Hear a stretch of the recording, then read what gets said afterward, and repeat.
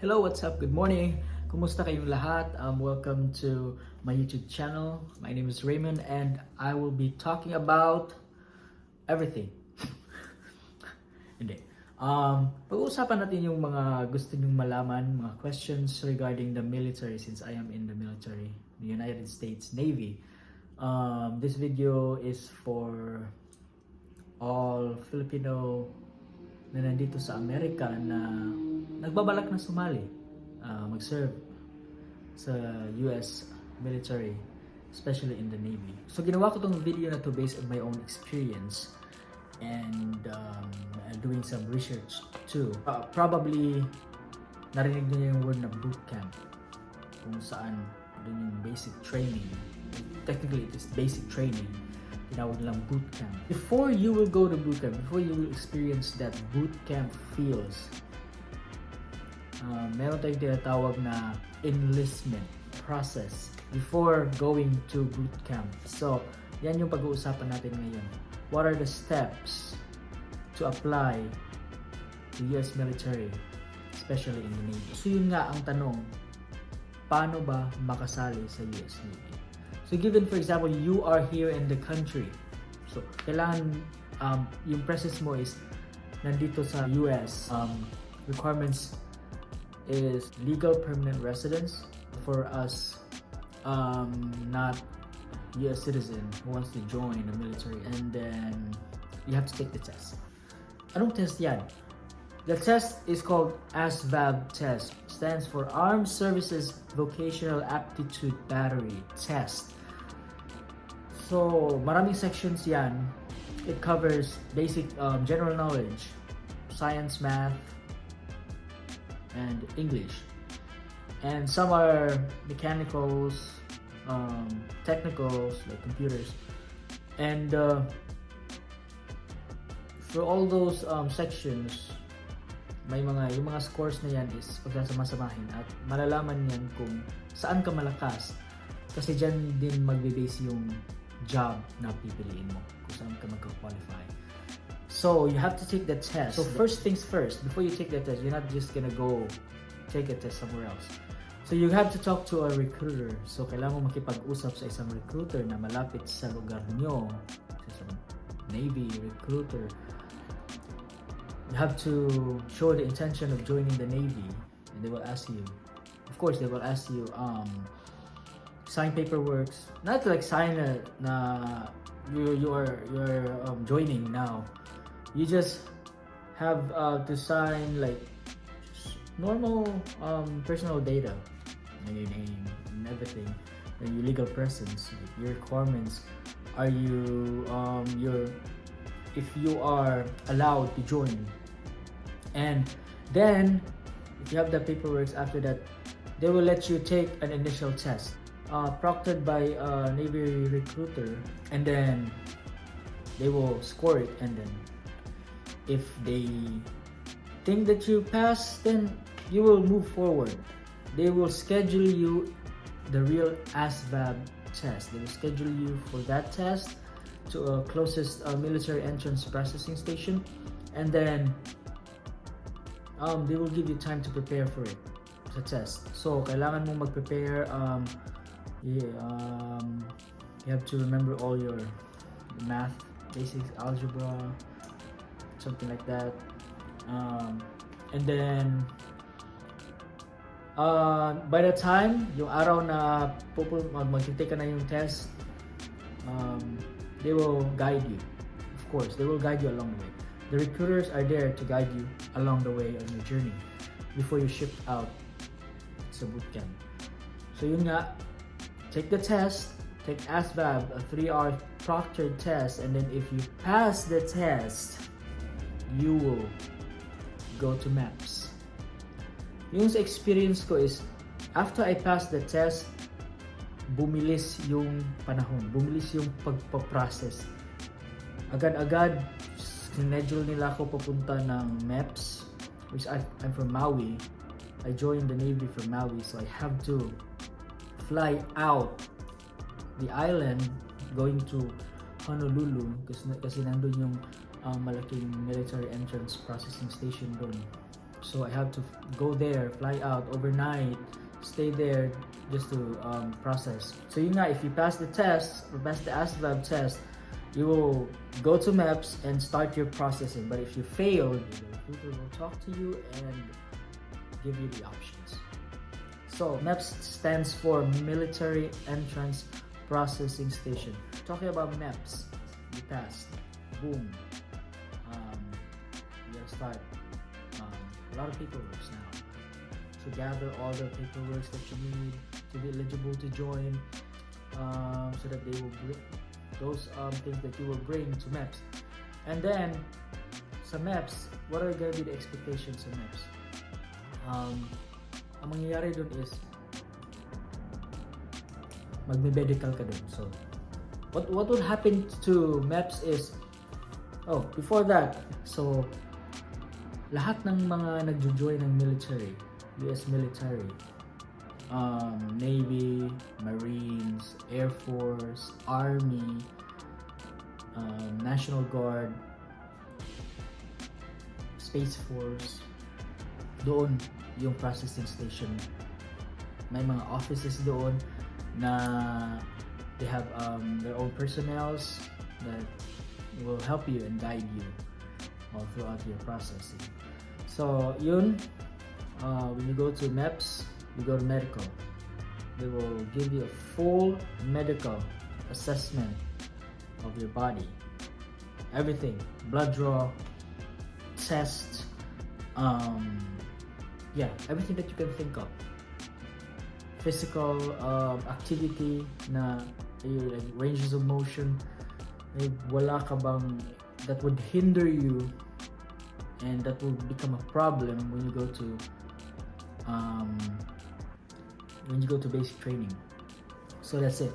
MEPS, go to MEPS, medical. That's gonna be a long day, long waiting.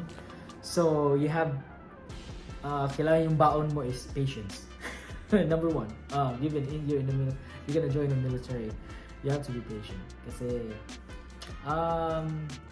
maraming pinaprocess, maraming ginagawa, so you have to wait, constant waiting. So yeah, and then after you have your medical, you have to go down to the Navy office, talk to a recruiter, offer you the job that you are eligible, that you are qualified based on your ASVAB score. And then after you pick the job, so just a tip, when you think of a job na mababagay sa'yo, yung gusto mo talaga, yung nasa puso mo talaga, I want to do this job in the Navy, go for it, pick it. If they offer it, pick it. Kasi sometimes they will offer you some job. Bibigyan ka nila ng trabaho na thing na ayaw mo or hindi mo gusto. Kaya walang mawawala kung magtatanong ka, is it this job is available for me? I want to have this job. And then they will give you options. They will give you like, itong trabaho to is available siya, pero mag-aantay ka pa ng mga 3 buwan, 6 months to 1 year. Kung gusto mo talaga ng go for it, pick that job. Wait for you to ship out. You don't have to rush everything. As long as you pick the right job for you, you pick the job that you love, so you pick the job that you really want. Because we have this saying that they choose your rate, choose your fate. So you don't want to regret. Diba? Na kinuha mo yung trabaho na to tapos hindi mo gusto. Kasi you don't want to get stuck on a 3 to 5 year contract with the job that you don't like, right? It's not gonna be healthy for you, and you're gonna hate your life. So that's it. Pick your rate, pick your fate. And then when you choose your rate, alright, I have a rate, I have a job in the Navy, you have to go through a background check. They're gonna send you to another office, background check, biometrics, so criminal records, lalabas eh. And then, you just have to be honest of everything. Medical, be honest. What you write, yes. And then, what you write on the paper about your background check, be honest about it. Kasi they will give you options, of course. They're not gonna like, hey, you have criminal record. What happened? Then they're gonna arrest you. No, they will give options. They will help you. They will help you to clean your name or resolve that problem. Because if they see you that you're willing to join the military, why not? Right? There's a lot of people out there who's not willing to fight for this country, and then here you are having that little violations or like a ticket, and then you just forgot to pay for it, and then it will not gonna stop you from joining. The military will help you out, will help find a way to resolve that problem. So yeah, so do a background check, and then if you passed, you're gonna sign a pre-enlistment paper. So on that day, you will do your oath of allegiance. Based on my experience, that would happen to me. Isang office, nandun yung commanding officer ng MEPS. He led us with the oath of enlistment. That was a pre-enlistment. That was the initial enlistment. So me, on my case, after I had my initial enlistment, I went back to Maui that afternoon, and automatically I got enrolled on DEP program. What is DEP program? DEP program is Delayed Enlistment Program. So after you picked up a rate, some of them will ship you out right away, or just a couple of days gap, or a week.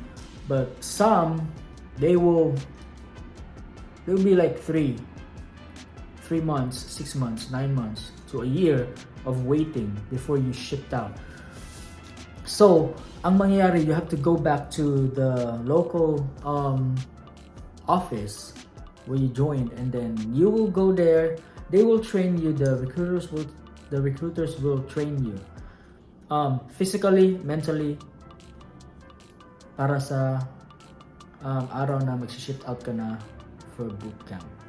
So yeah, make use of that time. If you will be on a delayed enlistment program, be happy with it, because you still have to spend time with your family and friends while preparing yourself to do something big, something greater than yourself, right?